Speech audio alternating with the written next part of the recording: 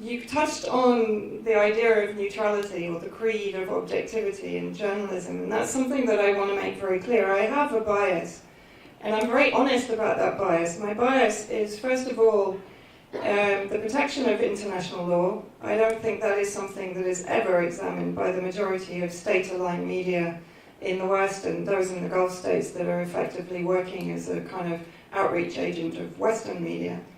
And I'm against war. I can't put it kind of any more simply than that. And in my opinion, our governments have been effectively waging perpetual war for decades, if not centuries.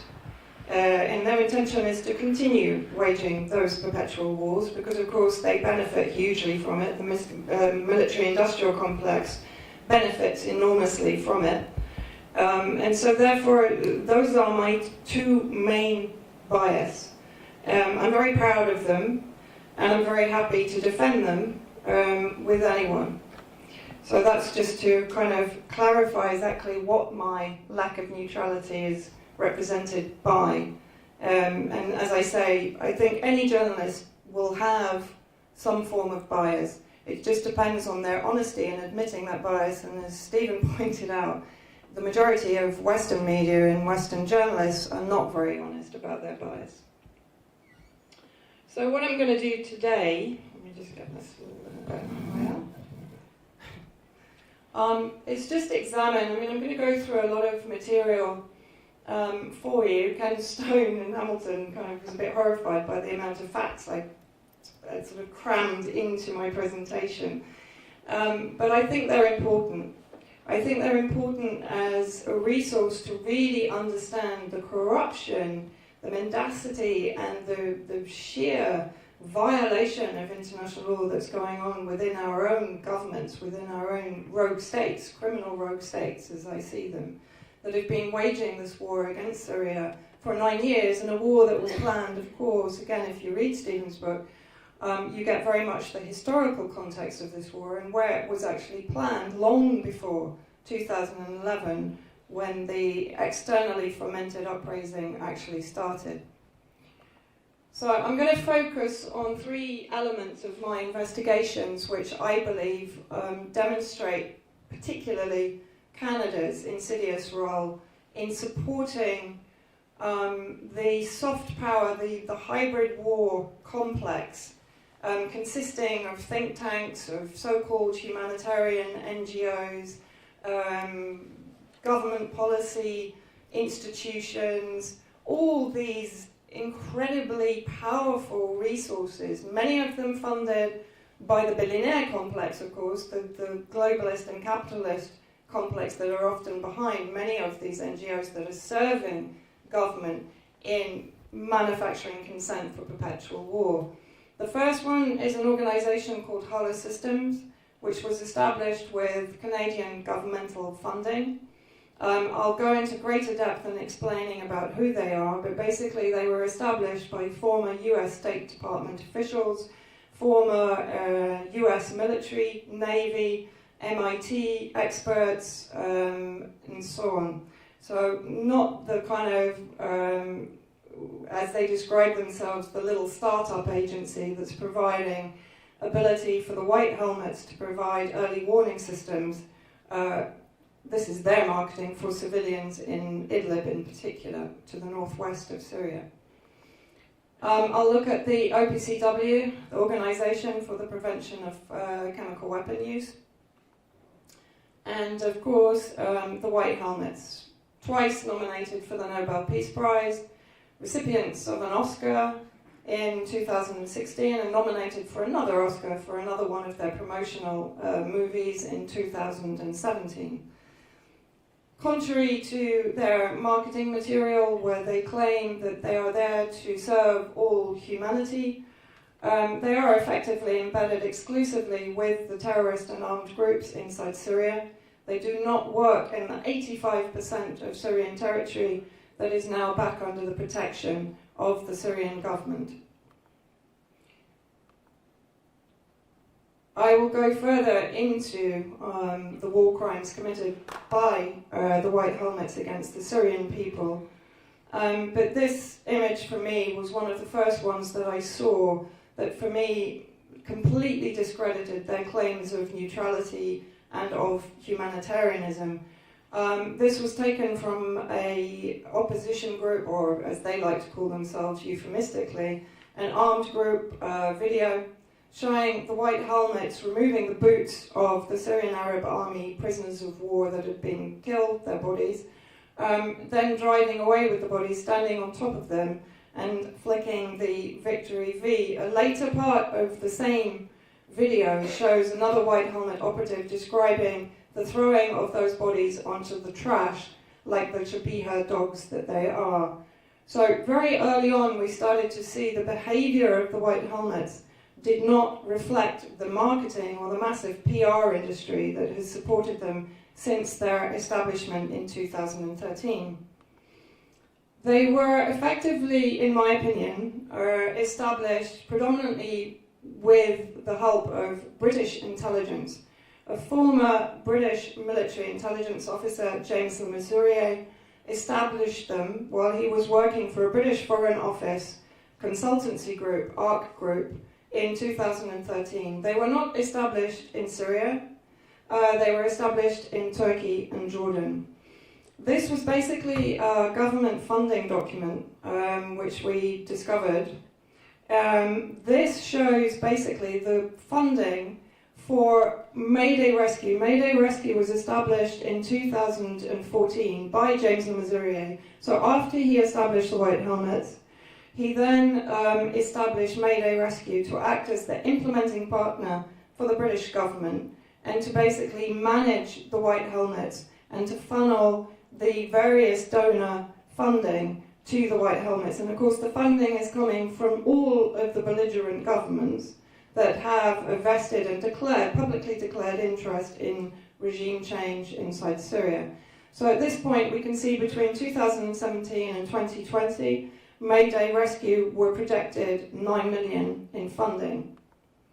But what I want to focus on here, which again was a part of this document, is that Human Rights Watch and Amnesty International, which if you do any research on this group, and I recommend looking at Professor Francis Boyle's summary of Amnesty International, he actually worked with them for some time before he dismissed them as an imperial tool of intervention. And Human Rights Watch, which of course was established with financing of 1 million by George Soros, also lobbied for funding from Saudi Arabia after that. So both of them have a reputation for producing the narratives that will enable any kind of NATO intervention. We saw it in Libya, we saw it in Afghanistan, we saw it in Iraq, and we've seen it in Syria throughout the 9-year conflict. But what is really interesting here is that both of them state, and this is in a government document, that the Syria Civil Defence, and I will cease calling them that from now on because there's an existing Syria Civil Defence that was established inside Syria in 1953, and it is the only recognised Syria Civil Defence by the International Civil Defence Organisation in Geneva. That statement is on record, that they do not recognise any other civil defence organisation operating inside Syria. So from now on, I will call them the White Helmets. But they state basically that the White Helmets are their most routinely reliable source for reporting. So effectively what we have here are two hybrid war humanitarian non-governmental organisations providing the narratives that enable perpetual war in various areas of the globe, effectively relying on another Western-sourced and Western-funded and Western-established inside Turkey, which is one of the greatest incubators of the terrorism that has invaded Syria for 9 years, as their most reliable source. So here we have the start of the closed-loop propaganda that has been used to criminalise and demonise the Syrian government. Wording in this document is very interesting. The White Helmets has provided essential corroboration that strikes, particularly Russian strikes of course, were not targeting ISIS or Daesh, but the, again, euphemistically called moderate opposition entities. Now, the whole concept of the moderates has been virtually debunked, particularly with the invasion of the northeast by Turkey using what were previously moderate rebels infesting Idlib, but when they invaded the northeast, where Western media had sort of camped under the protection of another US proxy, the SDF, suddenly those media were coming face to face with the head-chopping, murdering, massacring, ethnic cleansing mercenaries that they previously called moderate rebels. So we've kind of seen a switch in Western media reporting because they've had to actually confront the groups that for 9 years they've called moderate rebels. So what I'm pointing out here is they're providing essential corroboration. So in other words, in my opinion, they're providing essential corroboration for UK foreign policy, and in that case, for US coalition foreign policy, which we know is to demonize the Syrian government, the Syrian army, and its allies. Now, I'm going to try to sort of take you on a bit of my journey investigating the White Helmets in Syria, because I think it's important to understand to what extent and to what lengths I went to really investigate this organization on the ground in Syria. I was often accused of, well, yeah, but you only go to the government-held areas, you are escorted by the Syrian Arab Army, how on earth can you be considered an objective source? Well, number one, every single media company that enters Syria legally and is escorted around a country that is at war by the Syrian army, this is perfectly normal. I challenge any country that is warred not to be in this situation. If a media company enters your country, they will receive the protection of the Syrian Arab Army if they have entered legally and if they are travelling in government-protected areas. But in September of 2018, I kind of, almost by accident, entered a White Helmet Centre that was still under control of in an area that was still under the control of the armed groups in Dara al-Balad, to the south of Damascus. And of course, Dara was the area from which, to some extent, the revolution emanated. And during this time, the armed groups were still in negotiation, particularly with the Russian-led Amnesty and Reconciliation teams, but the Syria supported, so the Damascus supported Amnesty and Reconciliation teams and negotiations. They had given up and relinquished their heavy weapons, but they were still able to keep their light weapons. So effectively, the area where I was working, we were escorted by the Shabab al-Sunnah, who were some of the militant groups that had led attacks against not only Syrian Arab Army and military posts, but also, as we know, against civilians. And effectively, this White Helmet Centre was still operating in a complex, in a shared complex, with a former Nusra Front Centre, which was a converted school, and as you can see, the White Helmet Centre was basically just across the kind of playground, sports field area. Now, this was a common theme. In every area that had been liberated by the Syrian Arab Army, having previously been occupied by the terrorist groups, mostly dominated by Nusra Front. Very important point to make here, the time that I've spent in Syria, which is extensive, what I've really come to the conclusion is Al-Qaeda, ISIS, whatever label you want to give these armed groups, they are one and the same. The only real difference is where they may receive their funding, whether it's from Qatar, whether it's from Saudi Arabia, whether it's indirectly or directly from the US coalition themselves or from Turkey. But effectively, this is like a mafia operation. They're linked by their extremist fanatic ideology. They basically operate in areas collaborating with each other to an extent, unless it comes to competition over money, over status, over territory, and over power. But effectively, I would say that all these groups, and this includes ISIS, which of course kind of had its roots in Al-Qaeda, are pretty much one and the same. They just splinter off into different mafia-type groups. And what we see all the time are the White Helmet Centres, either in the same building as Nusra Front or any one of the other extremist groups, or in the same complex. So in other words, collaborating together.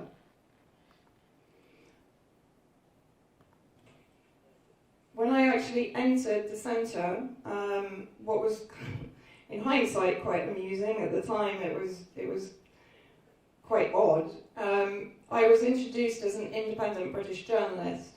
Luckily, no one there recognised me. And in fact, what happened was they went immediately in a kind of PR exercise because the funding had been shut off by the British government 6 months earlier. So effectively what they wanted to do was to sell themselves to me in order that I report back to the British government that they'd really like the funding tap turned back on. So that was just a little confirmation of the fact that this group perceives itself not as Syrian, actually, but they perceive themselves as an instrument of the British government and of the US coalition. Here you can actually see a British fire engine. Those came in across the Jordan border, along with, of course, many of the weapons that were supplied to the armed groups.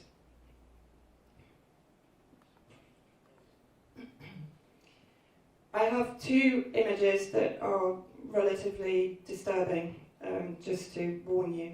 I've pixelated them out. But one of the investigations that I really wanted to do in connection with Dar al-Balad and the area to the south was a massacre in June 2017 of the Syrian Arab Army soldiers that were defending the airbase. Their bodies were brought back. We traced the actual journey through studying opposition group, the terrorist group, videos. We managed to actually pretty much trace the journey back to the White Helmet Centre in Dar al-Balad. And of course the controversy at the time that the extremist groups were dismembering these bodies of Syrian Arab Army soldiers, there was a white helmet operative clambering over the same bodies and participating in the parading of severed heads as a trophy, and in the mockery of the bodies of the Syrian Arab Army soldiers. And at this point, what I really want to make clear, because it's one of the kind of most, for me, one of the most criminal media narratives in the West, that the Syrian Arab Army is some kind of Assad militia or government militia. The Syrian Arab Army is the Syrian people. It's a conscript army. Every single family in Syria has a member of that family, or often more than one member, in the army. Every single family has lost a member of their family in the army. They are everybody's sons and uncles and brothers and sisters and aunts. They are not some sort of hideous entity that is fighting on behalf of President Assad. They are the Syrian people, and they're defending the Syrian people. I have a series of interviews on my YouTube channel where I've gone and interviewed the families of martyrs. I highly recommend watching them, because these are ordinary people who are proud of their sons and daughters defending their country and defending their right to live in a secular state, not in an extremist state imposed upon them by foreign powers.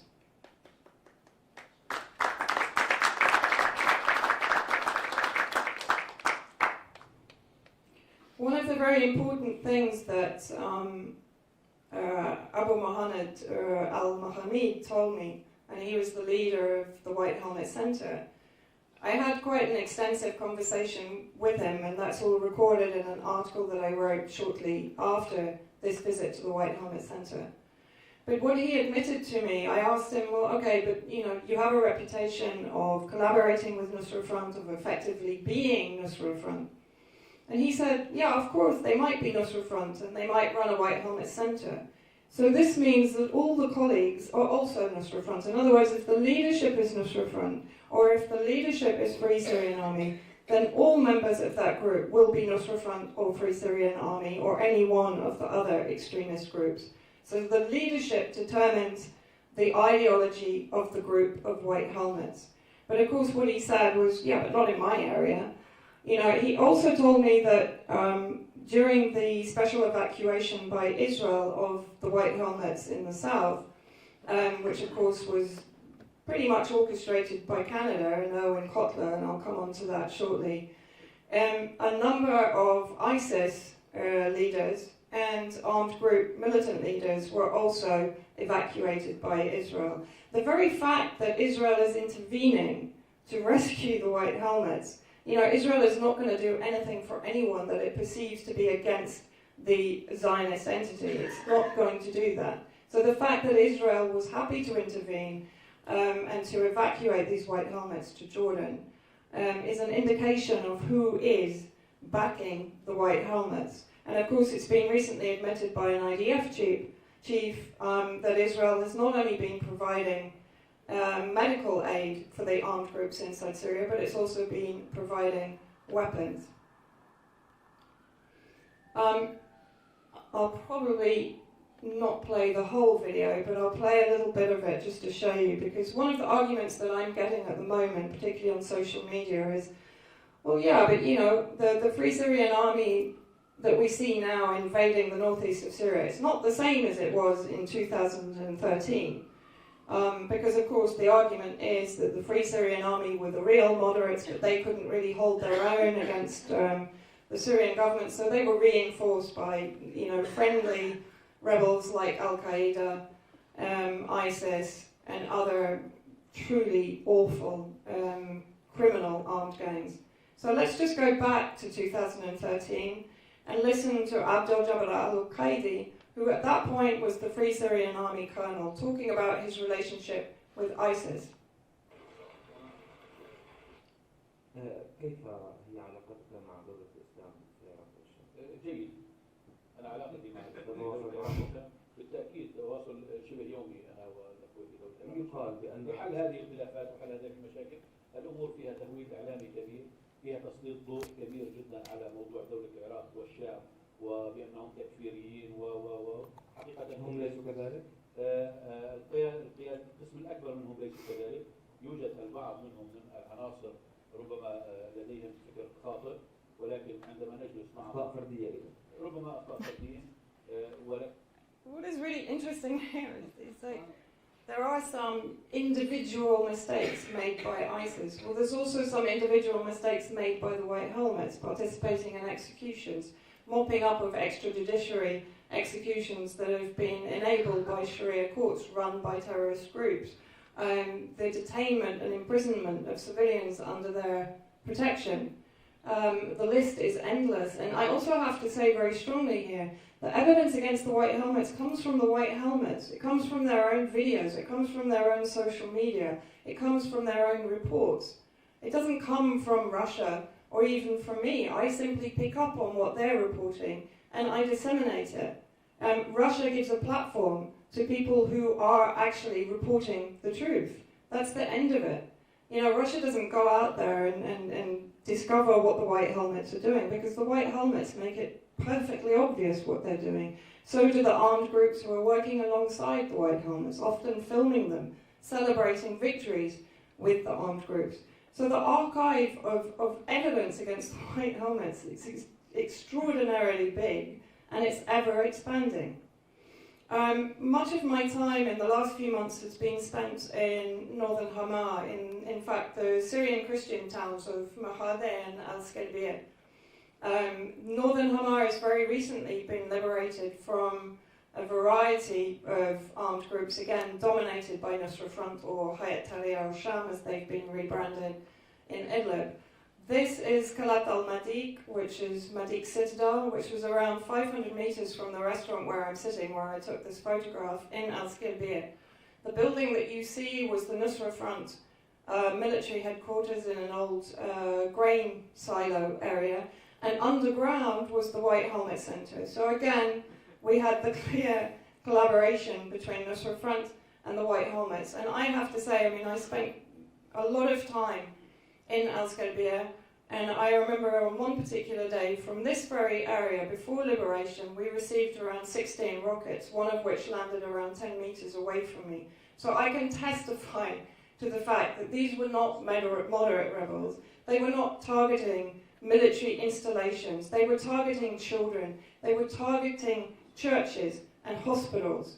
Everything that you hear in Western media about the Russian-Syrian campaign, for example, any liberation campaign, but particularly now in Idlib, you'll hear about the bombing of hospitals.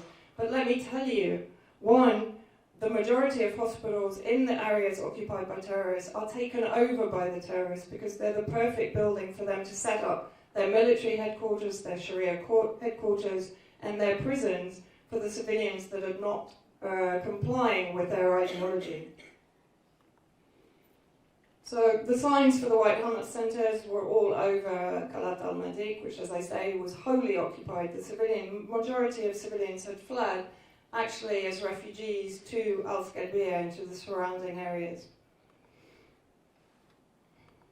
So now I'll take you into East Aleppo.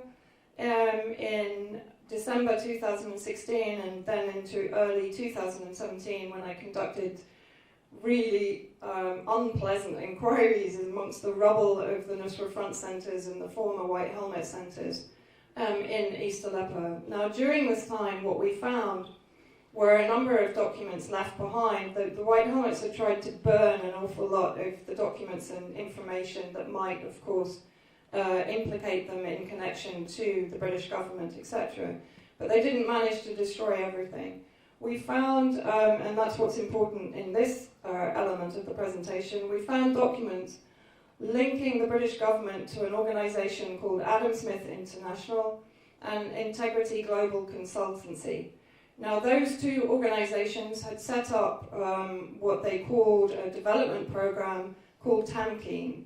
Tamkeen basically received financing from the British government, from the Conflict Stability and Security Fund that is also used to fund the White Helmets, through Adam Smith International and Integrity, then to Tamkeen, and then Tamkeen was giving that money to the local councils to develop effectively a shadow state in the areas occupied by the terrorist groups.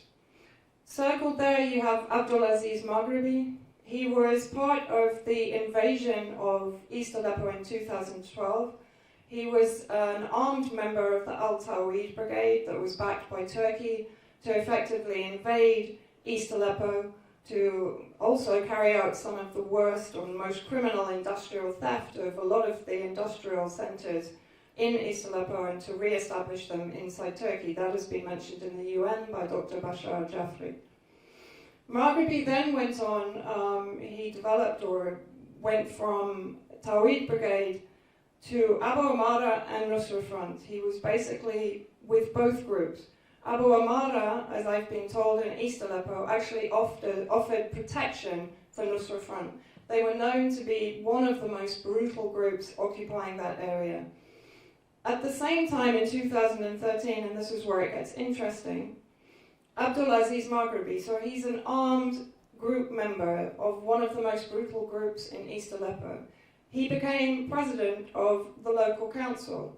But he was also the establisher of the White Helmet Group in East Aleppo. So he was in receipt of the funds from the British government through Adam Smith International and Integrity to Tamkeen to Abdulaziz Maghribi. So the British government is indirectly and directly financing known terrorist groups inside East Aleppo. And he was the head of the White Helmets, going back to what Al-Mahamid said to me: if the leader is al-Nusra, the group will be al-Nusra.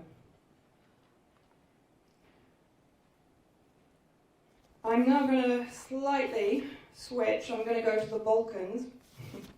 And you might ask me why. A very dear friend of mine, Dr. Marcus Papadopoulos, explains it, I think, very well, and I'll just read his quote to you. Yugoslavia and the Serbs were the first victims of the American-led unipolar world that emerged in '91. Because it was in Yugoslavia, namely Slovenia, Croatia, Bosnia and Kosovo, where the US and its principal ally Britain, together with Germany, destroyed the sanctity of internationally recognized borders, disregarded the authority of the United Nations Security Council, and dealt irrevocable damage to the United Nations Charter by having undermined legitimate state authorities and having supported with arms, training, money, logistics and intelligence information armed secessionist movements which comprised, of course, fascist Islamist Al-Qaeda and organized crime groups.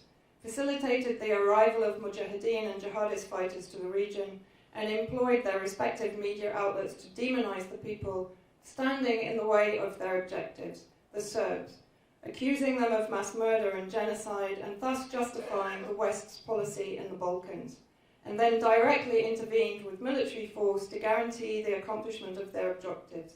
In short, Yugoslavia was the template for Iraq, Libya, and Syria. James Le Mesurier, the former British military intelligence founder of the White Helmets, was in Kosovo in 1999. He was working in Pristina under none other than the direction of Bernard Kouchner. At this time, we know from sources within Serbia who were there at this time that Le Mesurier was working under Kouchner, under the direction of Kouchner, who was the UN representative in Pristina in 1999, to effectively remodel and transform the KLA, which at that time we know to have been comprising of Al-Qaeda elements and Albanian warlord elements, to transform them into the Kosovo Security Corps. In other words, to kind of whitewash them and to represent them as some kind of benefactor to the region. At the same time, the KLA was accused of cross-border organ trafficking operations, which were investigated by the war crimes prosecutor, Carla Del Ponte. Of course, she met huge resistance, even within the UN, to her investigation, but she did produce a book, and her reports at the time were of absolute horror, that children, majority were Serbs, were being kidnapped by the KLA and taken across the border into Albania, where they were being stripped of their organs. Why is this important? Because James Le Mesurier, who was at least present while these operations were going on, and I've yet to find any condemnation from him that these operations were being conducted by the KLA while he was in the process of transforming them. At the same time, the White Helmets and I myself have taken many testimonies from civilians in the areas that were occupied by the White Helmets. They are being accused of organ trafficking by the Syrian civilians. So again, this is not some kind of Russian disinformation campaign. This evidence and this testimony is coming from Syrian civilians, but they're just kind of the wrong Syrian civilians. They're the ones that media in the West and governments in the West don't want to hear from. But Maxim Grigoriev, who is Russian, he's from the Foundation of the Study of Democracy, he's carried out a seminal investigation inside Syria, and I would recommend suspending your possible new Cold War philosophy that's being fed to you by Western media, and to read his report. It's available as a free PDF. But what he went into some depth, as you can see in part 4, is the organ harvesting, stealing of valuables from Syrian civilians, and theft within the organization itself. It is not a big logical stretch to understand that this organization could be involved in such heinous activity. The red market, as it's called, or the organ trafficking, human trafficking, child trafficking market, is a hugely lucrative harvest of war. As horrible as that is to say, it is the truth. And these kind of mafia activities, which have been conducted by the armed groups in collaboration with the White Helmets, are going on inside Syria. I was told by the head of forensics in Damascus that they are expecting, once Idlib is liberated, that there will be a huge amount of evidence of this activity will be unearthed, because it's on the Idlib border, the Syrian border there, with Turkey, that the majority of these operations are being conducted, both on the border and inside Turkey. I would just like to direct you to an article I've just written, which investigates the mysterious death of James Le Mesurier in Istanbul on the 11th of November of this year.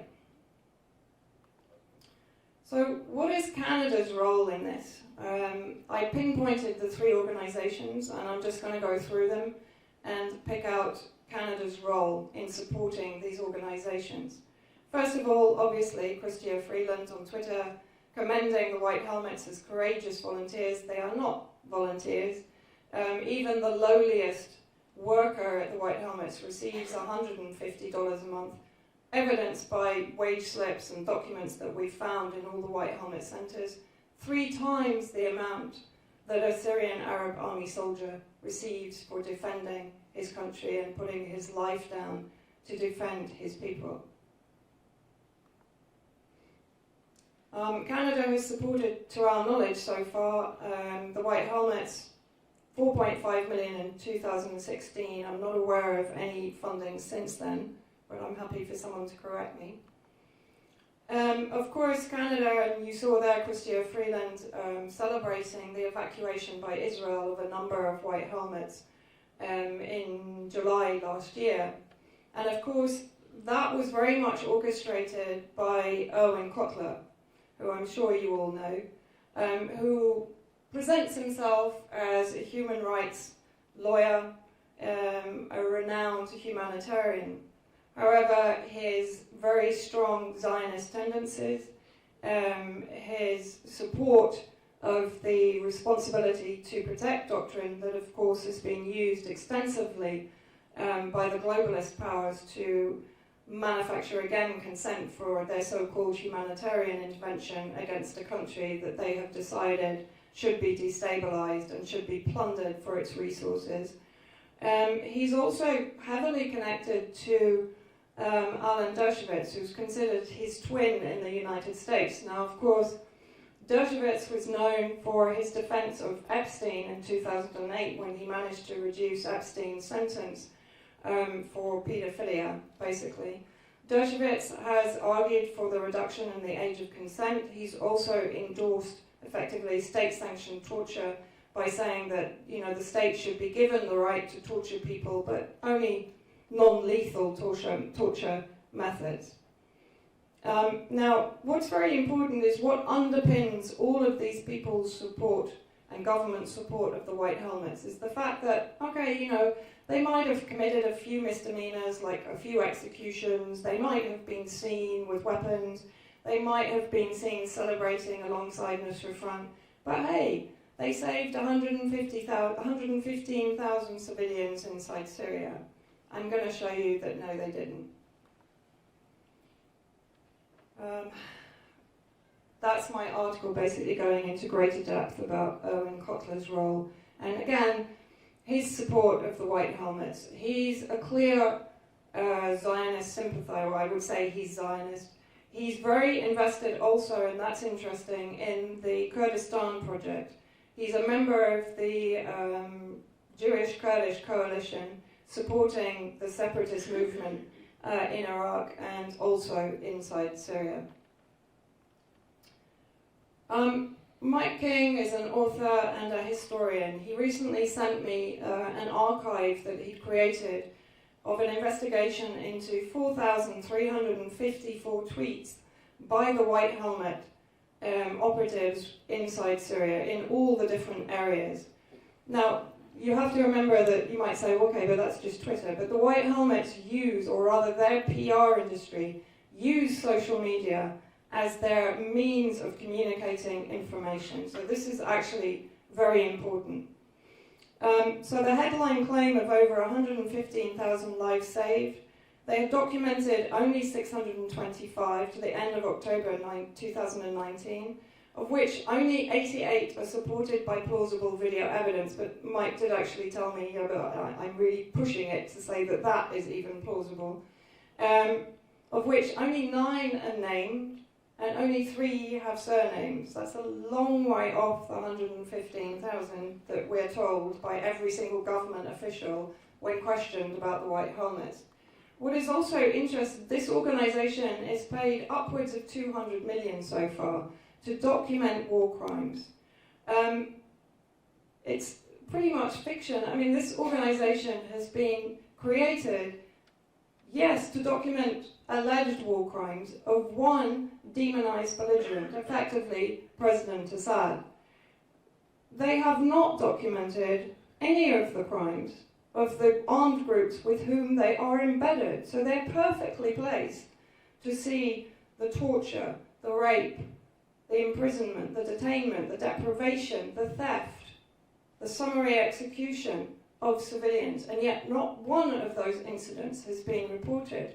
The Al-Ansari Center in East Aleppo was 200 meters from the square where the Palestinian child was beheaded. His head was sawn off by Nur al-Denzinki terrorists in 2016. The White Helmet Center is walking distance. I've walked it. And they can see what is happening in the square. They did not go to prevent the execution, and they never documented that execution. So where are the war crimes that they are documenting? They have condemned ISIS 18 times. Well, they're not actually really embedded with ISIS, so that's safe. Free Syrian Army 3 times, Nusra Front once, Al-Qaeda 0, Hayat Tahrir al-Sham, which is effectively Al-Qaeda 0, and Jaish al-Islam. Jaish al-Islam was responsible, alongside Nusra Front, for the massacre in Adra in 2013, when Alawite civilians were burned in bread furnaces. But the White Helmets didn't document that. They didn't document Tauba jail, which I visited in Douma, where thousands of civilians were kept in isolation, where they were tortured on a regular basis, where they were used as lab rats for chemical weapons, according to their testimony, for drugs and for chemical weapons. And when we talk about freedom of information, let's have a look at how the British government, which is the primary funder of the White Helmets, let's look at how they monitor the transparency of the White Helmet reports. This was a response to a freedom of information request last year. Now I'm going to summarize it. The Foreign Office does not hold any information on the breakdown by province or area of those rescues. Remember, this is 115,000 rescues. There has to be some record somewhere. You cannot make this kind of claim without being able to back it up. Do you think the Red Cross or the Syrian Arab Red Crescent is going to be, or even the real Syria Civil Defense is going to make this kind of claim without records? I've seen the records from the real Syria Civil Defense. They exist, name, by area, by surname, by father's name, by mother's name. They exist, and they are on a fraction of the budget of the White Helmets. Foreign Office officials do not visit Syria to inspect documentation. They don't go to Syria. They don't carry out independent investigations into the White Helmets. Effectively, what they do, they rely upon their implementing partner, Mayday Rescue, which is also funded by the British government, to provide them the analysis and the statistics to support the White Helmet narrative. They attend the annual general meetings held by the White Helmets and Mayday Rescue. So the British government, which is funding the White Helmets and is funding Mayday Rescue, attends an annual general meeting with both organisations that it's funding in order to receive the narrative that it will use to further enable its military intervention against Syria. Then I'm going to just very quickly give you a few examples of to what extent the White Helmets collaborate with and are embedded with the armed groups. First of all, this is a video, and I've just taken a very small clip from it, but the longer video is available, and it's available on the Sham News Network, which is a known armed group affiliated media network. So this is in Idlib 2015, and we see numerous White Helmets celebrating and calling for support for Jaish al-Fatah. Jaish al-Fatah is an alliance of terrorist and extremist groups, but it's probably made up of 90% Nusra Front, led by Sheikh Abdullah Muhaizini, a Riyadh-financed and supported fanatic cleric.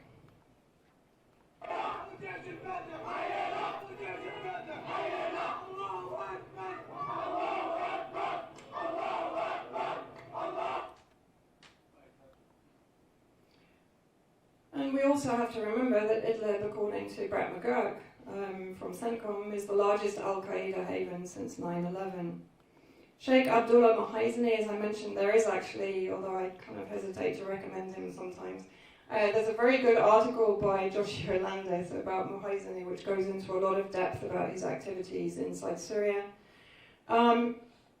he trains child suicide bombers. He's been responsible for some of the worst atrocities and ethnic cleansing pogroms committed against Syrian civilians and against the Syrian Army, which is the same thing inside Syria. In this video, if I can get it to play, we see the white helmets being praised 3 times. By Abdullah Muhaizani, as I've just mentioned, by Abu Jabba, the leader of Hayat Tahrir al-Sham, or the former leader. I think it's going to play. Right, I'll move on to the next one. And if you think, okay, well that was in 2016, 2017, maybe the white helmets have seen the error of their ways. In August 2019, the leader of Al-Qaeda in Idlib, Abu Muhammad al-Julani, praises his partners in the white helmets, and I want you to pay particular attention to what he says about the early warning system provided by the white helmets.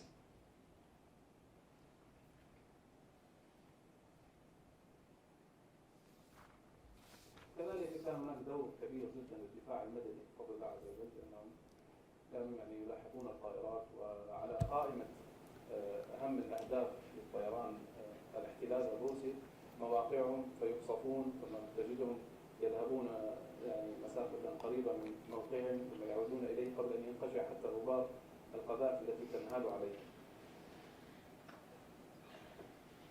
So effectively what he's saying is that the white helmets are providing an early warning system of incoming airstrikes by Russia and Syria against terrorist installations, of course. So this is where I come back to Hala Systems. Hala Systems is this early warning system, which was developed in collaboration between the white helmets and, as I said before, former US State Department officials, former US military, former Navy, former intelligence, CIA connected officials, etc. So as I say, not some kind of small startup operation, and it was of course established first of all inside Turkey. Funded by Canada, by the UK Foreign Office, by USA, CIA outreach agent. So effectively what we have here is the Canadian government, among others, effectively providing an early warning system for terrorist groups, for Al-Qaeda, inside Syria, enabled by the white helmets, also funded by the same governments. So, in my opinion, the white helmets are a militarized intelligence PSYOP agency working for NATO member states to criminalize the Syrian government and allies, and operating alongside terrorist groups also supported and financed by those same belligerent nations led by the UK and the US. So finally, we come on to the recent reports from the Organisation for the Prohibition of the Use of Chemical Weapons. Canada's involvement. Canada has been one of the primary sponsors of the OPCW and one of the most fervent supporters of allowing the OPCW a mandate to attribute blame, which of course would enormously serve their purposes inside Syria and in any other prey nation. They're proud to be a top donor to OPCW's work on Syria. Of course, when the Duma alleged chemical weapon attack happened, Chrystia Freeland immediately supported the Western narrative. The Syrian government is to blame for chemical weapons attack, even before the OPCW were able to enter Duma to carry out their investigation. Russia entered immediately, as did I, and a number of other media journalists, and we ascertained almost immediately that this was a staged attack. The majority of doctors and medical staff that I interviewed and I spoke to told me that the idea of a chemical attack was ridiculous. People were coming in suffering from inhalation of dust, which is perfectly normal in a liberation campaign when there are shells, when there are bombs landing. I mean, this is a war. But the dust that was inhaled was the primary cause for them needing medical care. Those doctors, of course, were taken, including Hassan Diab, the young boy in the original White Helmet movie, supposedly depicting a chemical attack, who also went to The Hague to give evidence that he had not suffered from any chemical attack. This interview that I did at the time with a young medic. I also have other interviews on my YouTube channel with both doctors, civilians, and medical staff.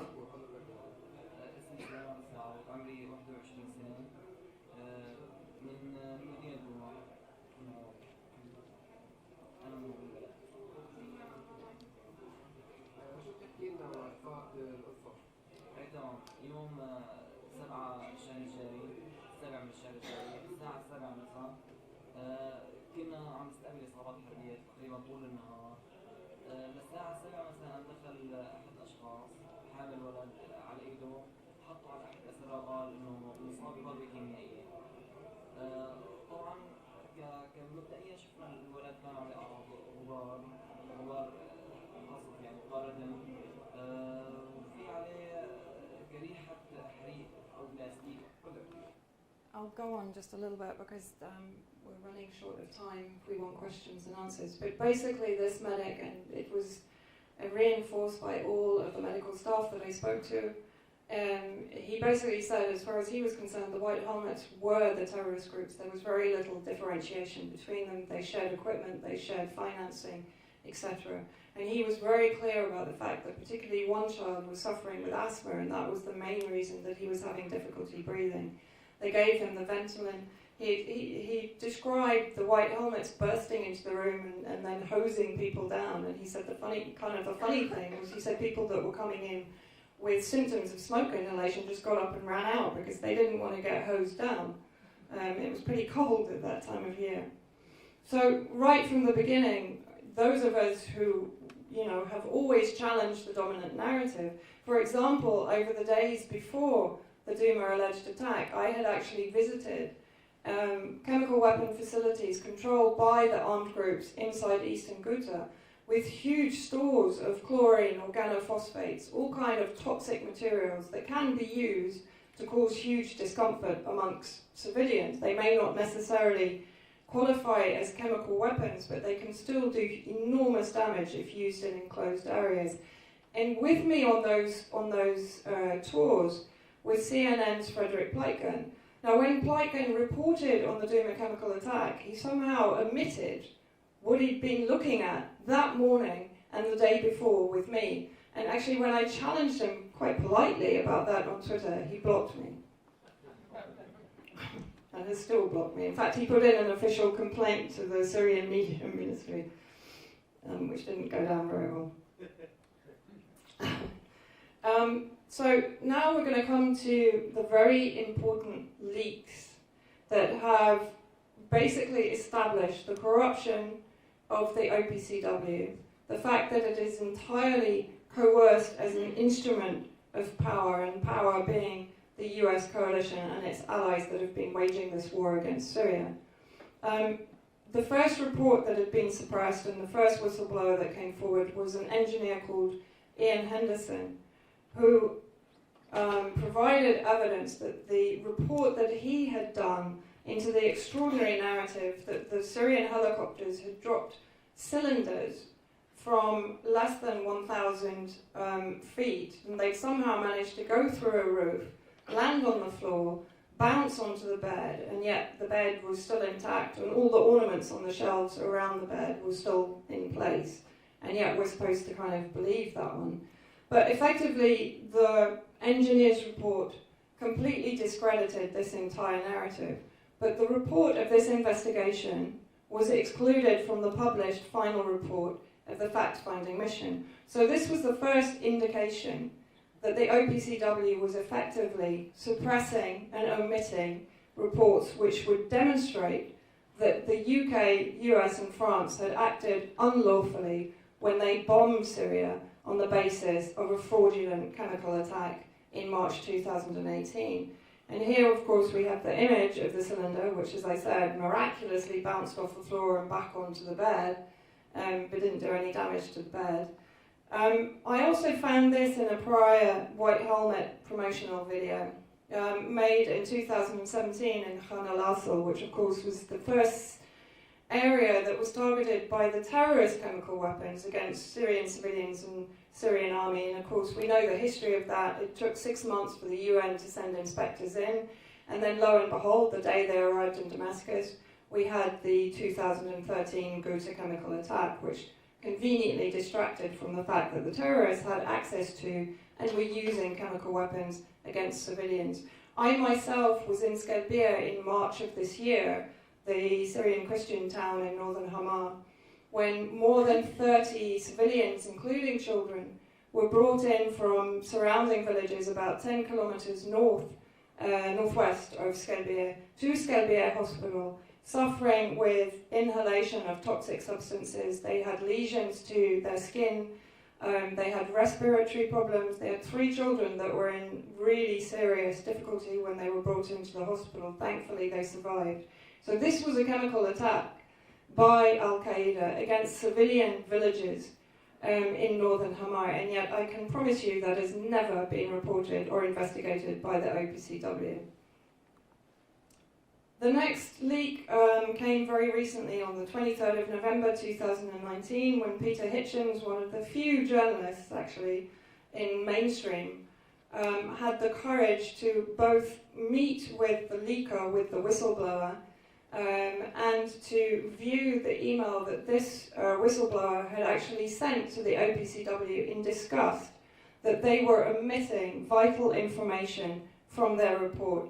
And information, I mean, effectively what the OPCW did, because we have to remember that the UK, US and France bombed Syria prior to the OPCW report. So they bombed on an absolute, it wasn't even, I mean, you can't even say it was on a dodgy dossier, it was on a no dossier. So what the OPCW was clearly tasked to do was to provide retrospective justification for unlawful aggression by these 3 states and, of course, Israel against Syria. And in this latest leak, what it basically shows is, as I've said, that the OPCW left out key information. They hid the fact that the so-called traces of chlorine, because the OPCW itself obviously decided it couldn't go as far as corroborating claims of sarin, but it did kind of intimate that maybe chlorine was used in its final report. But what this latest leak is saying is that those trace elements were parts per billion. I mean, you know, I myself saw the stores and stores and stores of EU-supplied water purifying tablets. That would be more than enough to produce the trace elements that they're talking about. So it contained major deviations from the original report submitted by impartial experts. So it morphed into something quite different. It morphed into something that its sponsors and donors would approve of. It suppressed a total mismatch between the symptoms. So in other words, he's also concurring with the fact that the symptoms demonstrated or exhibited by the patients in the hospitals did not concur at all with any sort of chemical attack. We also have information more recently, of course, that James Le Mesurier, who I've already talked about, was meeting regularly with leaders of the OPCW in Turkey between 2015 and 2017. And the purpose of these meetings was, amongst other things, to provide witnesses to alleged chemical weapon attacks. So effectively, what you have is this process is Professor David Miller, who's a part of the Syria working group that has done seminal work in discrediting these chemical weapon attacks. The witness selection, or the process of witness selection, was contaminated by an operative, James Le Mesurier, paid by several of the belligerents in the conflict, most obviously the UK government, and of course, I'm sure by now I don't need to point out to you that Le Mesurier was tasked with sourcing witnesses from an organisation, the White Helmets, that is sponsored and financed by the belligerent nations. He himself is a former intelligence agent. He is also paid, particularly by the British government, and he's providing information and witnesses to an organisation that is clearly obeying its sponsors in the same belligerent nations.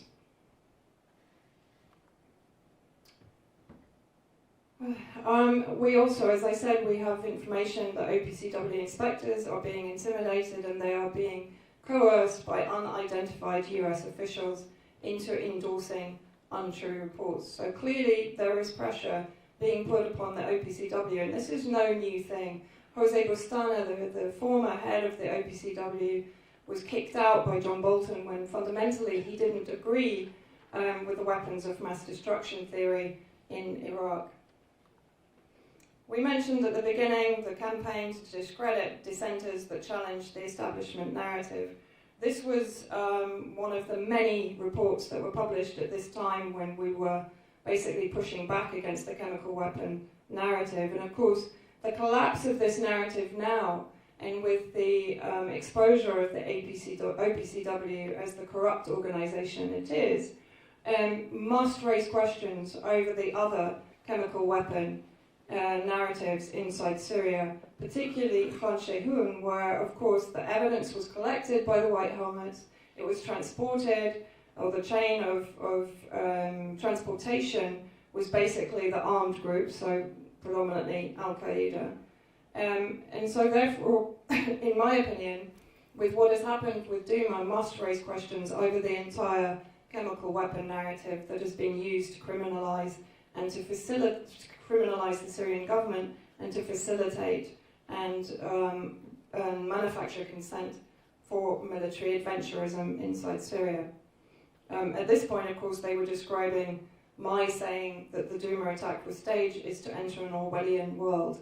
Well, in reality, the Orwellian world is being manufactured for us by the media, by the state-aligned media.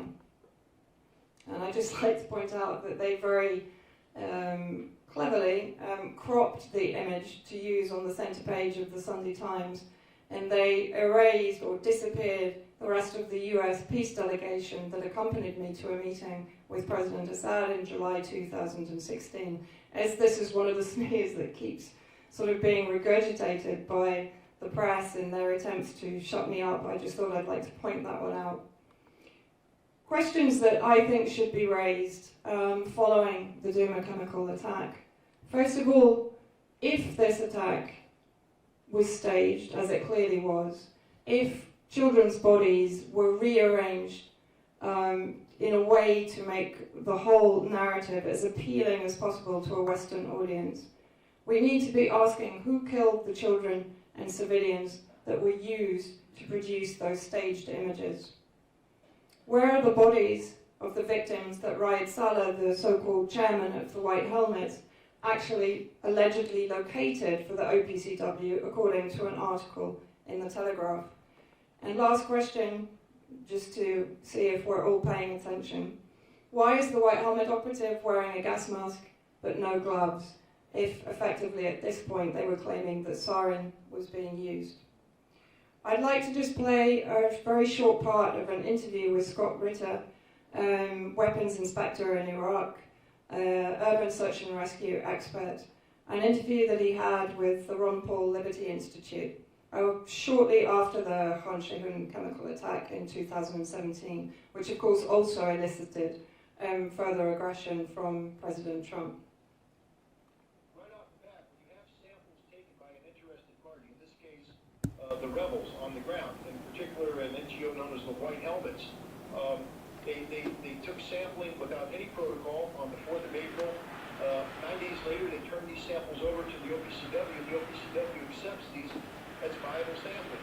Right off the bat, any finding that is derived from these samples is illegitimate in the eyes of the inspection business. So why the OPCW goes further and says these samples show this, that's irrelevant. These samples aren't samples. They don't count as samples. They weren't taken by your team. Your team can't vouch for their veracity. Therefore, you shouldn't be talking about them. That's the heart of my problem here, is that the OPCW violated every procedure it has in place that's supposed to guarantee its integrity as an organization, and in doing so, it's lost its integrity. And as you point out, the White Helmets are not an uninterested party. They're funded by the United States government and other Western governments in the millions of dollars, so even that would certainly raise the conflict of interest suspicion, would it not? Well, not just that. They peacefully coexist with Al-Nusra, which is now kind of affiliate. That automatically disqualifies them. But even more so, I asked the OPCW to explain. They use the term chemical sampling unit. There's supposedly a chemical sampling unit with the White Helmets. I looked at the videos. They're wearing training suits. Well, no. Some of them actually wore. It's like they're playing Halloween, dress up. They dressed up as if they were actual inspectors taking consent, but they're wearing training suits, which provide no protection. It's a joke. What they did, everything they did was theatrical. It was a visual designed to confuse or send a false signal to an unknowing audience. But right off the bat, Peter Hitchens made a very sort of chilling statement in his follow-up article to the OPCW leak. And the most important part for me, if bodies like the OPCW cannot be trusted, then World War III could one day be started by a falsehood. We should all be familiar with falsehoods that have been taking us to war. I don't need to remind anyone of the weapons of mass destruction, or the incubator babies, or the Viagra-fueled rape in Benghazi, women's rights in Afghanistan, etc., etc. And let's look at how much better those countries are since the West intervened for humanitarian reasons. I would direct everyone to watch a film that I made in collaboration with the Syrian journalist Rafik Lutef. We go into huge depth about the propaganda from the very beginning of the war until now, until the white helmets, basically. I'll just give you a very, very short excerpt from that.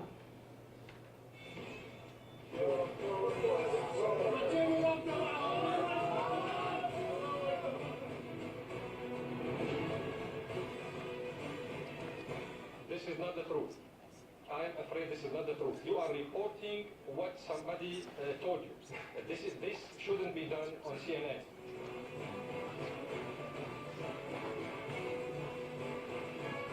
Is that this was a massacre that was carried out at the hands of government forces and Shabiha. Oh, but both sides are saying that the other is responsible. So we have to ask ourselves, how much of what you've been told about Syria is true? How much of it is a fabrication?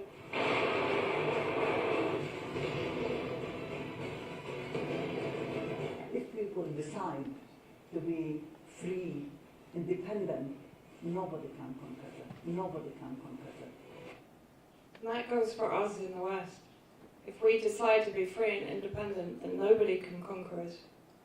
Nobody can take away our freedom of thought and our freedom of expression and our freedom of thought.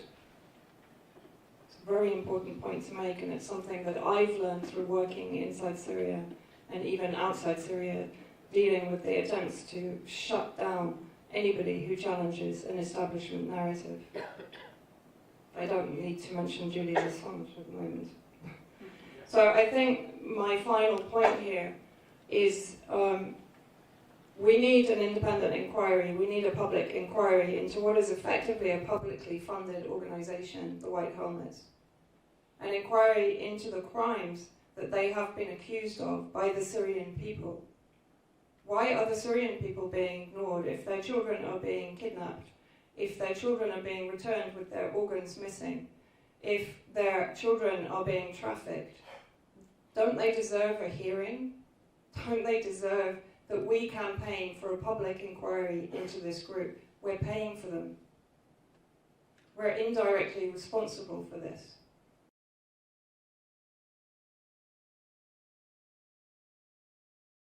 I'd like to know how many people who belong to the group, Canadians for Peace in the Middle East, are here.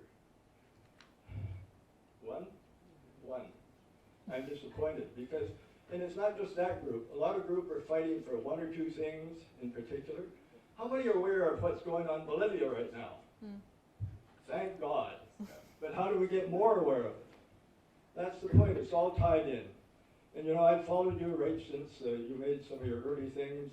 And I'm a geologist, and I understand how rescues are made. And when I first saw that little kid being hauled out when he's buried up to here in rubble, and rushed in and plopped in a beautiful ambulance with the lights set up to catch the orange chair, I knew what was on. But I tried to tell people this. I stood up in front of audiences, and when you mentioned that, even the raging grannies carry on sending money to those bastards who are over there. So you and Eva and others, I can mention a lot more, I know. I don't know how you do it. Carry on. Thank you. I think part of the problem is that anybody who's challenging that establishment narrative is usually pretty low on resources. We're up against a giant. We're effectively the David and Goliath, and we're fighting. You know, when I looked into the billionaire complex that is behind the PR industry of the white helmets, and so therefore effectively the regime change war in Syria, it's unbelievable. It's like going into the kind of Alice in Wonderland bunny hole. It just keeps getting deeper and deeper and deeper. And what I found was that almost every one of these organizations and individuals, it all traced back to the Clinton Global Initiative. It all went back to the Clintons. And so we're up against a huge machine here. And yeah, sometimes it's very sort of overwhelming to be up against this. But then I do, you know, I see people that come here and I receive reports from other people, and the most overwhelmingly good thing that I see is now the number of people that are coming to Syria to see for themselves. You know, we have Donald Lafleur here, who went on his own time to actually see what was happening inside Syria. This is what we need. Because 5 minutes inside Syria, you can already see that, oh my God, you know, what we've been told for the last 9 years is not true. So I think it's very, very important, one, to encourage people to go there, and to make it possible for people to go there, to really see the reality of what is going on. And that goes for every single country that is under attack, whether it's Venezuela, whether it's Chile, whether it's Bolivia. It's very, very important for these kind of delegations to be given access and to be able and to be enabled to report back. You know, Donald has gone through the most awful vilification process simply because he went to see for himself what was going on. So I think what's important is, one, people need to join an organization. They need to come together more. Many of us are acting individually, but we're so separated, we're so disconnected from each other, we're in different parts of the world, and I think what's important is to bring us all together, to create a cohesive group to fight against this. And I know that's very difficult because many of, particularly the left-wing groups, have been co-opted, have been infiltrated, etc. But I think we all just have to keep fighting to express ourselves and to express our opinion. We've seen what happens if we don't. We've seen what is happening to Julian Assange. You know, we are all Julian Assange. And if we don't stand in our truth and in our integrity, the future is really pretty Orwellian if we're talking Orwell. Yes, well, thank you very much for your very informative talk. I just would like to say that for a long time now I have been referring to CBC and other news broadcasters as NATO news networks, because what they do is they provide the NATO line. And so along with the manufacturing consent, which you elaborated on so well, I would just like your impression of the support for the Syrian government in Syria, because I have heard a lot of things about many different political parties supporting the government and in this struggle, but we never hear about that. It's always referred to as the Assad regime. But my understanding is that many different political parties and organizations within Syria support the government, and we never hear about that. I don't know if you could say a few words about that. Actually, throughout my time in Syria, I've had the privilege and honor of speaking to many people who oppose the government, many people who are in opposition parties to the government. But all of them will tell you, okay, you know, maybe we need improvements, we need reforms, we'd like to see this happen, we'd like to see this kind of development, but we're not going to kill our country to achieve it. So I'm talking the unarmed opposition. The opposition that was not power multiplied by belligerent, hostile states. And the majority, you know, when you're in Syria, I think what is remarkable is that this government, through 9 years of just one of the most hideous military campaigns against them, an invasion by some of the most heinous armed operatives, mercenaries, extremist mercenaries. And, you know, I'm not going to go into descriptions of some of the atrocities that they've carried out, but they're unimaginable. And then on top of that, you have the economic terrorism, you have the economic sanctions, which collectively punish the Syrian people, the majority of whom support the Syrian government. And you have a government that can still supply electricity, it can still supply water, it can still supply internet, it can still supply food at subsidized prices for its civilians, it can still enable the development of hospitals and cancer centers. I challenge anyone to find a Western government that could sustain its state in the way that the Syrian government has through a 9-year war and 9 years of economic sanctions that actually began in earnest before this war, and a drought in 2009 that was very probably engineered by Turkey in order to tenderize the population and to turn them against its government before the West would intervene in 2011. I challenge any Western government to perform in the way that the Syrian government has. And you know, this is not, what I hate is this reductionist argument that it's all about President Assad. If Assad were to leave tomorrow, the Syrian people would keep defending their country.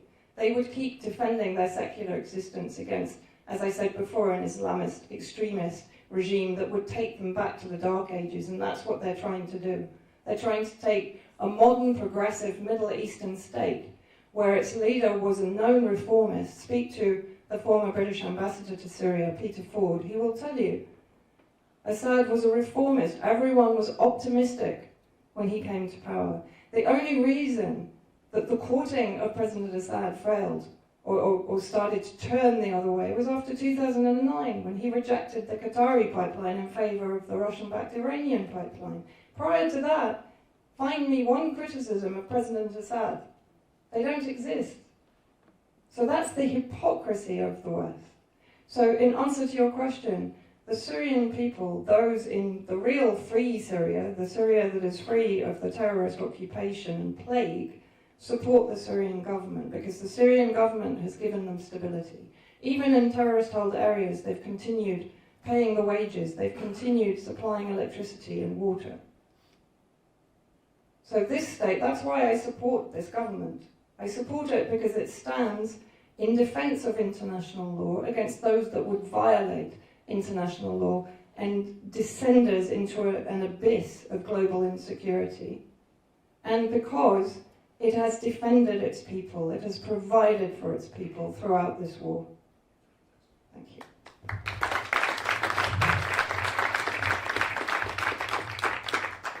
Thank you so very much for all of it. And I'm sure we can sit with you forever and it will never be ending. I have many questions for you, but one of them I'm going to make it very, very short. Do you feel safer here than you did on the ground in Syria? No. It is a very simple answer. In all the time I've been in Syria, and I've been in some very, very close to the frontline zones in East Aleppo, in northern Hama, and I have to say I have never felt unsafe. I have never felt insecure, not once. But if I come to Europe, or if I come here, or if I go anywhere where I'm basically in public challenging the dominant narrative, I don't feel safe. I'm always alert. I'm always looking for possible attacks. My talks in the UK have been violently attacked. So as soon as I get back to Syria, I breathe a sigh of relief because there I feel safe.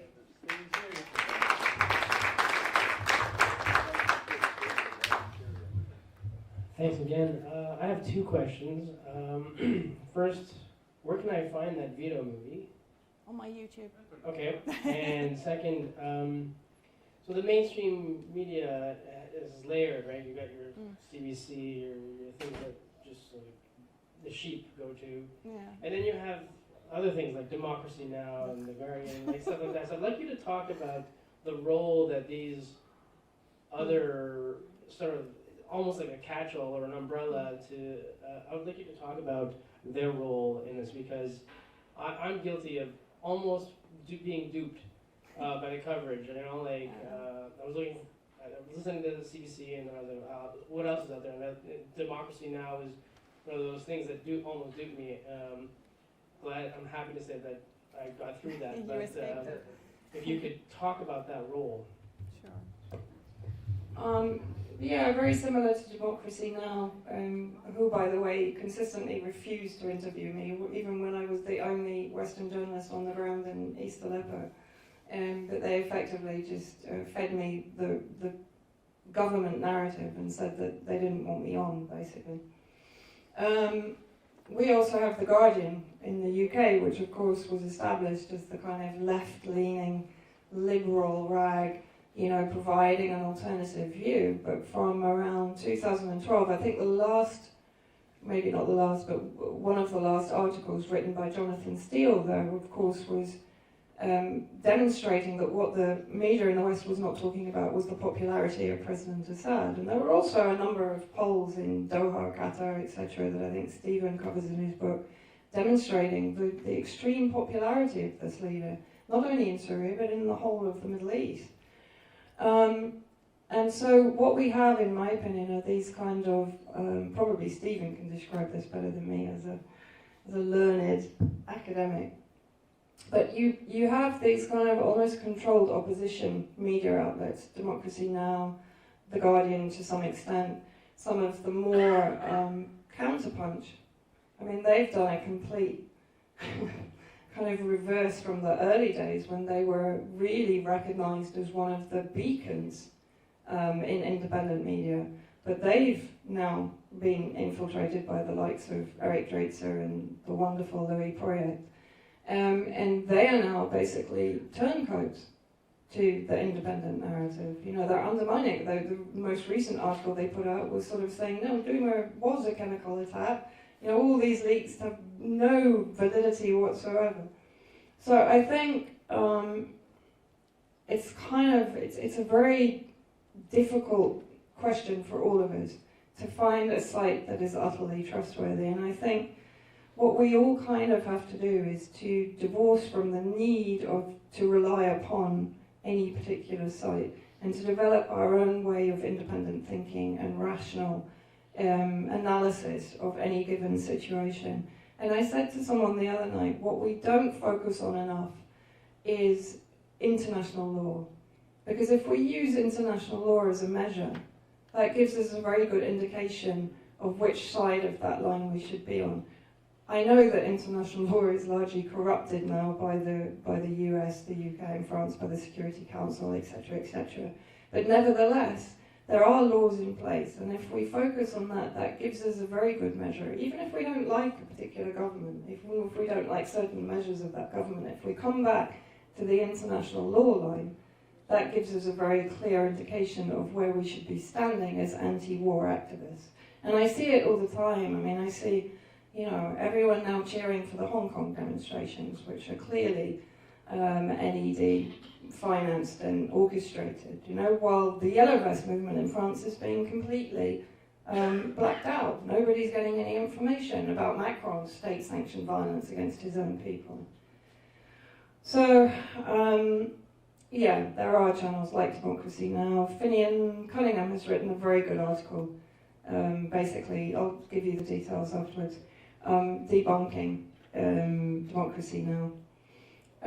So, yeah, I think we just have to be very wary of the fact. And Syria seemed to be some kind of watershed where media was effectively taken over by intelligence agents.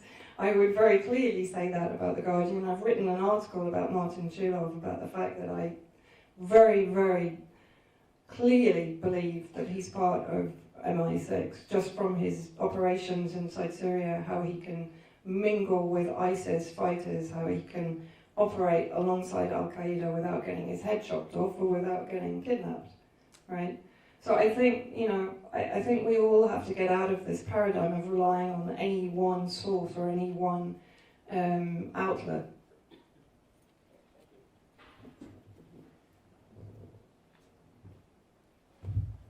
Other questions? Yeah, I'll just shout out. I had trouble finding where this talk located. Us too. So it took me like half an hour, 40 minutes on the internet. Okay. Sorry. I just mentioned that whoever's organizing. It's important to point out that there has been a huge campaign. I think in partial answer to that question, which is you had a hard time to find the venue and find out where and when it is, it's important to point out that through this 7-city tour that Vanessa is putting on, there has been a lot of cowardly reactions to emails being sent to institutions that caused deplatforming in various venues, and that happened here in Ottawa as well. Yeah, I sort of assumed that. Yes, and it's been systematic. It's very unfortunate, especially universities should be standing up for freedom of expression and academic freedom, and they're the first to run from it and find any pretext to get out of saying that it was okay to book a room, you know. So this has happened systematically, and that's one of the reasons that we've struggled and had to do things at the last minute. I have one very short question. It's concerning the Iranian presence in Syria, and I was wondering, do you have sort of any sort of estimate or guess of how many Iranian troops are there fighting? I don't know if anybody here has any good estimation. No, I don't. Only experts. Yeah. There's no combatant. Yeah, exactly. Only experts. Yeah. Of course, I mean, Iran, in my opinion, plays a very important role, for example, on the Iraqi border with Hashid al-Shabi, PMU forces, that are playing a very important role in securing Syria's borders with Iraq, and of course Hezbollah in Lebanon also. And that's one of the reasons I believe that Lebanon and Iraq are now being destabilized. But the Iranian influence is, yes, very much from a military expertise standpoint. Hezbollah are fighting on the ground in specific areas, but I think they've reduced their presence in Syria. Yeah. So no, I don't have any exact figures, but it's a relatively small military deployment.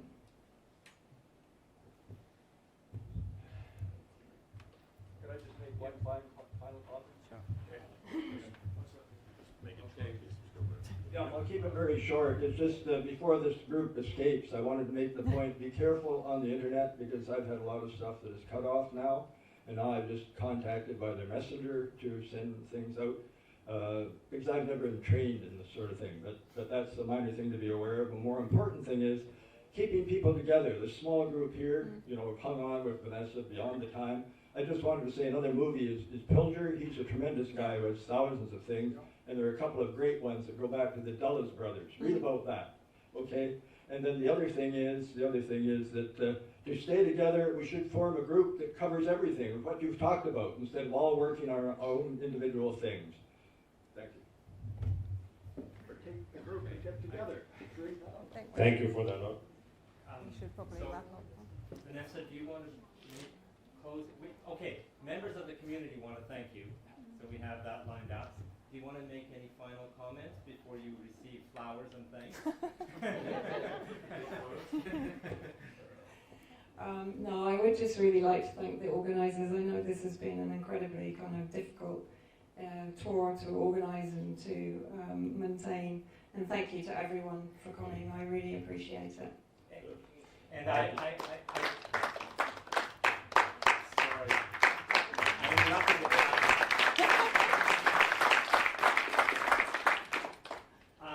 It's my fault. I forgot to thank Ken Billings, who's back there, very diligently making a wonderful video record of this, which he will edit. So he is with Digileak Canada, and he's offering his support, and he's producing this video.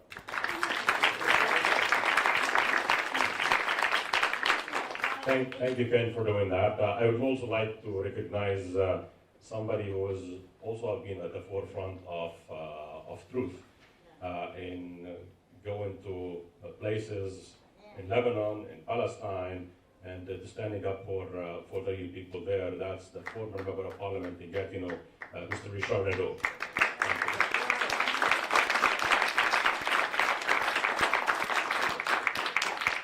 And Denis, Denis has done a remarkable job working on a lot of stuff to make sure that even when we lost the venue, to secure another one, to follow up on the conference calls and all the things that are happening in Hamilton, in Mississauga, in Toronto, in Montreal, Winnipeg, Regina, and in Ottawa. And he deserves all the thanks for doing all of this. For those of you who don't know Denis very well, he's a former professor at University of Ottawa for 23 years, and he has been always standing up for the right causes and for justice, whether it's in Palestine or Syria or anywhere else. And thank you for doing that. Munir is going to be thanking you on behalf of the community and giving you some piece of flower for that. Thank you, Munir, for your work too. Je vous remercie beaucoup, puis au nom de plusieurs Syriens qui sont dans la région Ottawa-Gatineau, on tient à remercier Vanessa pour son témoignage. Puis je vous donne les fleurs blanches. Le blanc, c'est le symbole de la vérité, c'est le symbole de la paix. En espérant la paix pour la Syrie, puis la vérité. Puis merci beaucoup pour votre témoignage.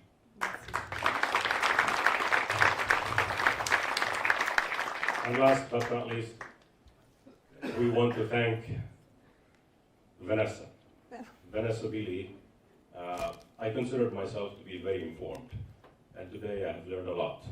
You gave us a lot of weapons to deconstruct that narrative that have been a very wrong narrative about Syria. I'm sure Stephen and Denis and myself as academics, we know that very well. Your work has been very systematic rather than systemic. It was comprehensive, it was detailed, and for this, we are forever thankful. Thank you very much. Thanks everybody for listening.